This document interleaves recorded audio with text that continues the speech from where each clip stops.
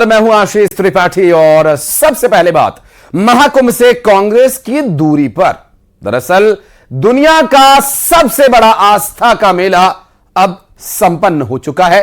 45 दिन के महाकुंभ में देश विदेश के करीब 70 करोड़ श्रद्धालुओं ने आकर संगम में आस्था की डुबकी लगाई। लेकिन सियासत के सबसे नामी परिवार गांधी परिवार ने इससे दूरी बना ली। इसको लेकर सियासी घमासान मचा हुआ है। बीजेपी के तमाम आरोप हैं, बात असली और नकली हिंदू तक आ गई है, तो वहीं कांग्रेस अब बैकफुट पर नजर आ रही है। इससे सिर्फ स्तरहीन राजनीति कांग्रेस इसे बता रही है। तो अब कुल मिलाकर यह कह सकते हैं कि महाकुंभ में गांधी परिवार ने स्नान नहीं किया, लेकिन जिसको लेकर सियासी घमासान मचा हुआ है। मल्लिकार्जुन खड़गे का वो बयान, क्या डुबकी लगाने से रोटी मिलेगी?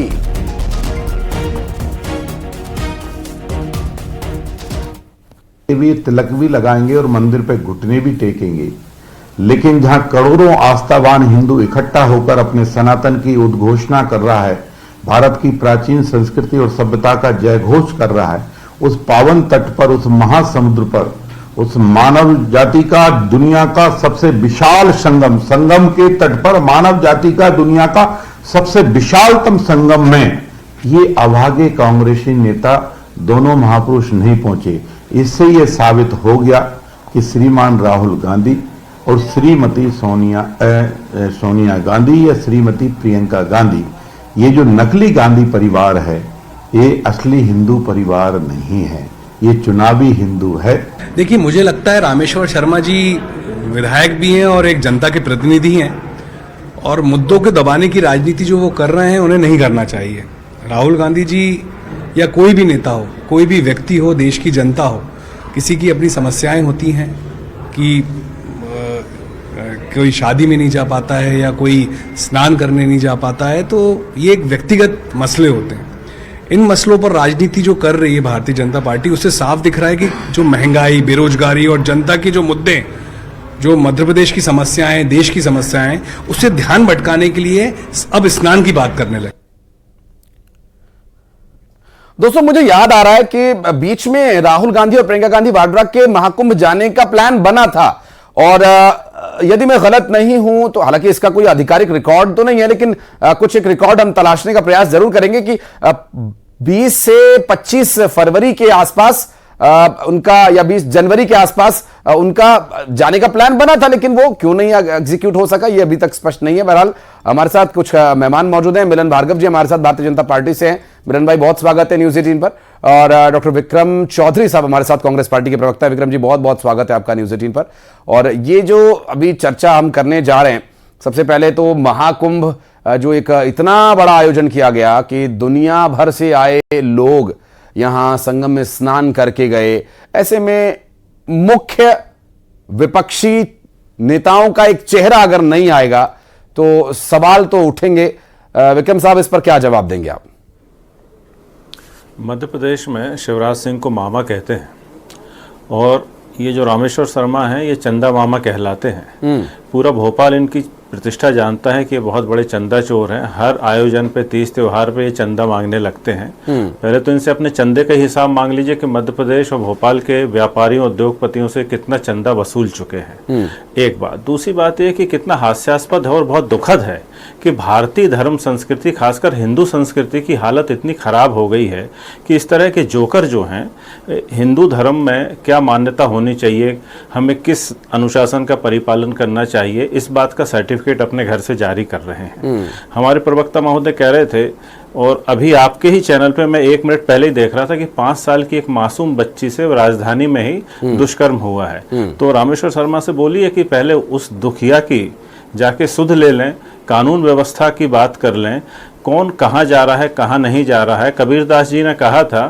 कि यदि आप मन का मैल नहीं धोते हैं तो फिर आपके स्नान करने, नहाने से का कोई औचित्य नहीं है। ये इनकी हालत उसी मछली की जैसे है, दिन रात भले ही पानी में रहते हैं लेकिन इनकी बास नहीं जा रही और इनकी बदबू से पूरा हिंदू समाज जो है दुर्गंध मार रहा है। हमारे नेता, हमारे साथी लोग सब हिंदू धर्म में इस तरह की जो विकृतियां आ गई हैं कि रामेश्वर शर्मा जैसे चंदा चोर जो हैं इस तरह के की परिभाषित कर रहे हैं हिंदू धर्म को, इनसे हम लड़ रहे हैं।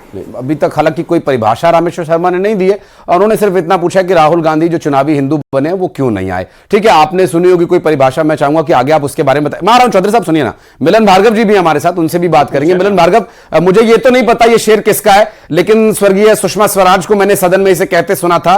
उन्होंने कहा, एक सवाल के जवाब के सवाल में उन्होंने कहा कि तू इधर उधर की ना बात कर, ये बता कि कारवा क्यों लुटा।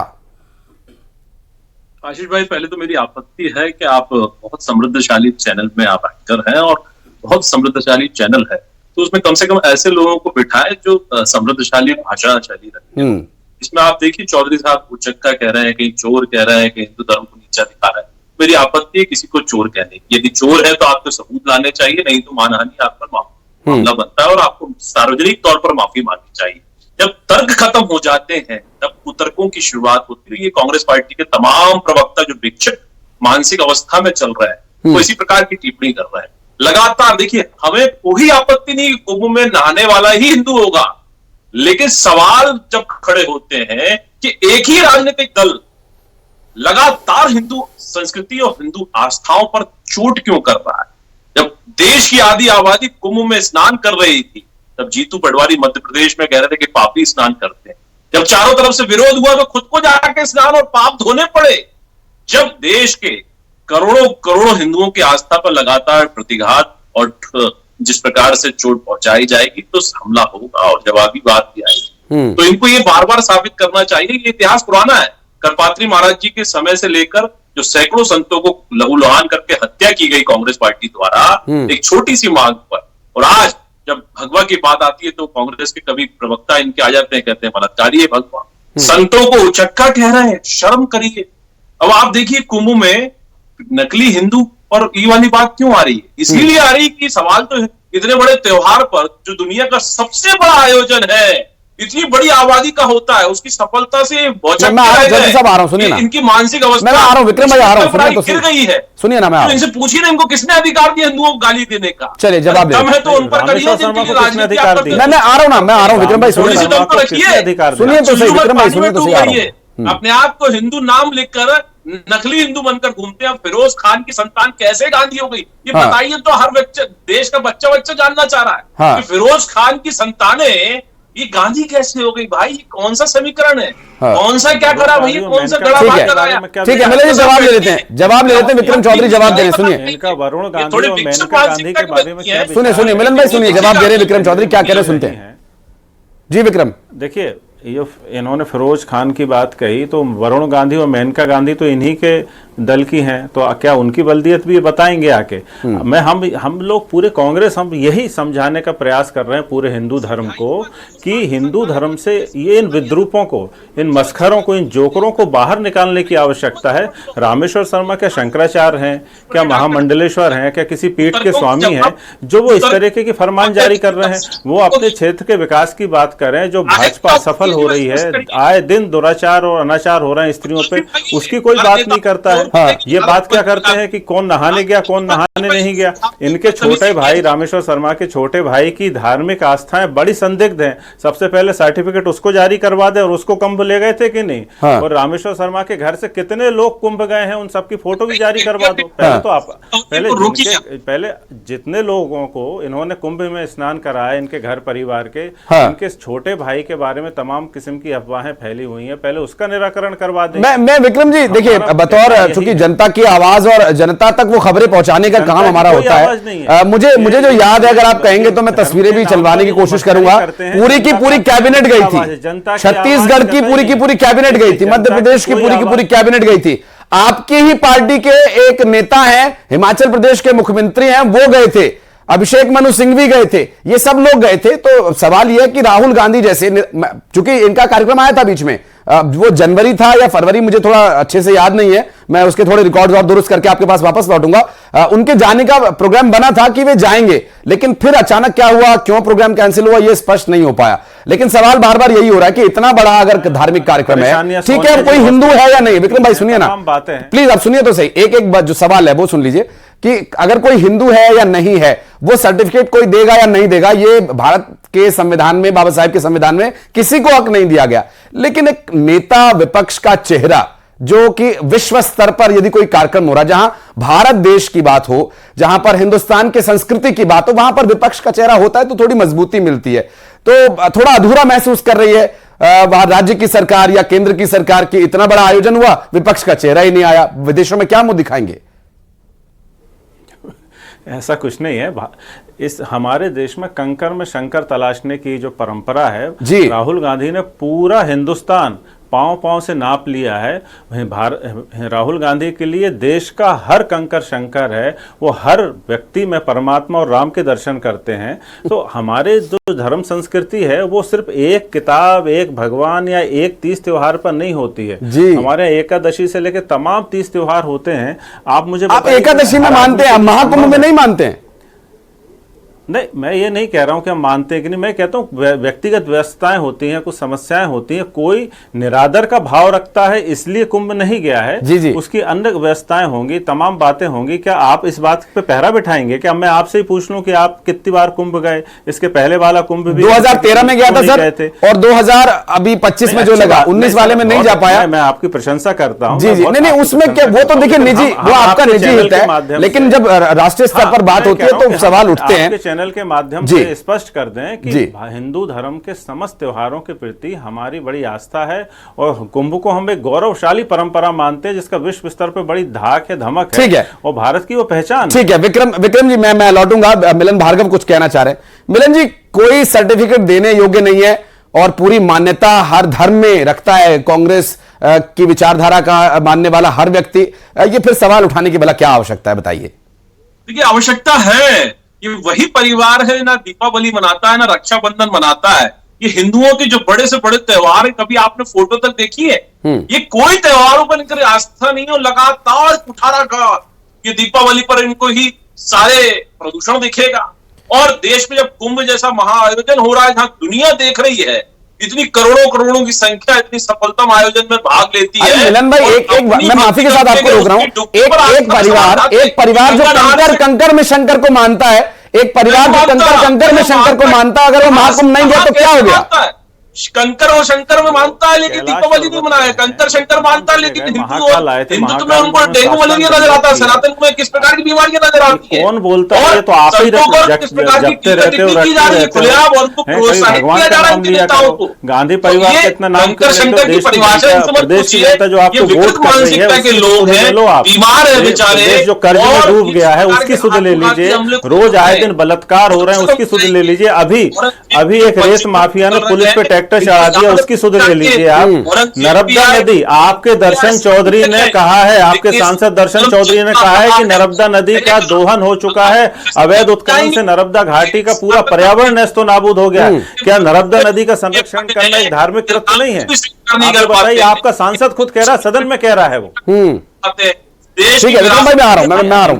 दर्शन मैं आ रहा हूं। एक सवाल और लूंगा, एक सवाल और लूंगा मिलन से, एक सवाल और लूंगा, फिर आ रहा हूं आपके पास। सुनिए ना, चीजों पर चल रहे हैं, देश की जनता इनको जवाब देगी। मुद्दों की बात, जब मिलन भाई मुद्दों की बात विक्रम चौधरी कर रहे हैं, तो आप उस बारे में क्यों जवाब नहीं दे रहे? वो ये कह रहे हैं कि ना आप प्रदेश की हालत पर बात कर रहे हैं, ना माफियाओं पर बात करें, लेकिन ये बातें होती है, ये चर्चा होती है, लेकिन जिस पर बात होनी चाहिए उस पर बात नहीं हो रही है, विक्रम चौधरी कह रहे हैं। आकाश भाई, चौधरी ने सवाल उठाया, उस पर इनकी प्रतिक्रिया ले लीजिए।